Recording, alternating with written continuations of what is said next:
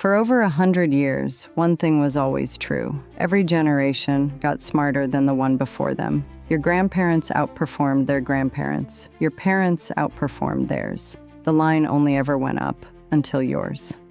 It's called the Flynn Effect. Named after researcher James Flynn, for a century, IQ scores rose about 3 points every decade. Better nutrition, better education, more complex thinking environments. The world was engineering people smarter.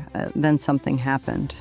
In January 2026, neuroscientist Jared Cooney Horvath testified before the U.S. Senate. His finding: Gen Z is the first generation in recorded history to score lower on cognitive measures than the one before them.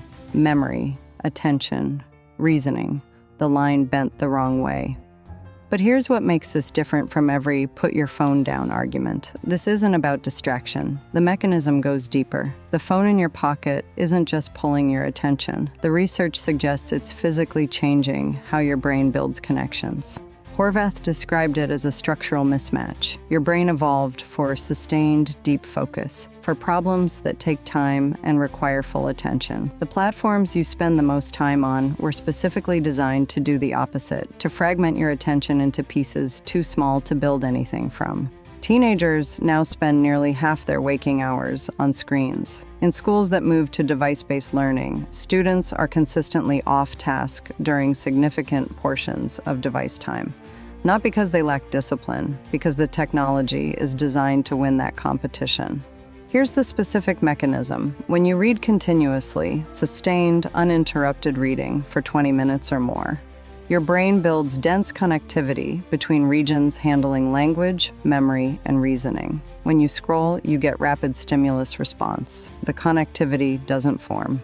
Second mechanism: cognitive offloading. Every appointment you store in your phone, every fact you Google instead of recall, every task you outsource to an app. Your brain stops reinforcing the pathways it used. Neural connections are pruned when they're not needed. Atrophy without any injury. And the companies who built your most used apps understand this better than most neuroscientists.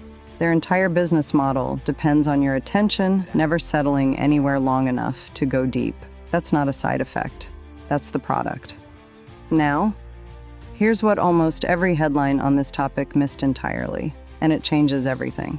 The Flynn Effect proves something that every pessimistic headline ignored. Intelligence isn't fixed. It rose for 100 years because the environment changed, which means the same logic applies now. If the decline is environmental, and the data says it is, the reversal is environmental too. Reading, screen-free, sustained, uninterrupted reading. Multiple neuroscience studies confirm it as one of the most powerful cognitive enhancers documented. 20 minutes a day starts rebuilding the connectivity that years of scrolling dismantled. Boredom. Let your brain go completely unstimulated. The default mode network, where your deepest processing, your creativity, your insight actually happens, only activates when you stop feeding your brain input. The time you spend doing nothing is not wasted. It's maintenance. Every generation before yours had this handed to them by their environment. You have to choose it deliberately. That's harder. But choosing it deliberately also means you're already ahead of everyone who never asked the question. Follow reality flip.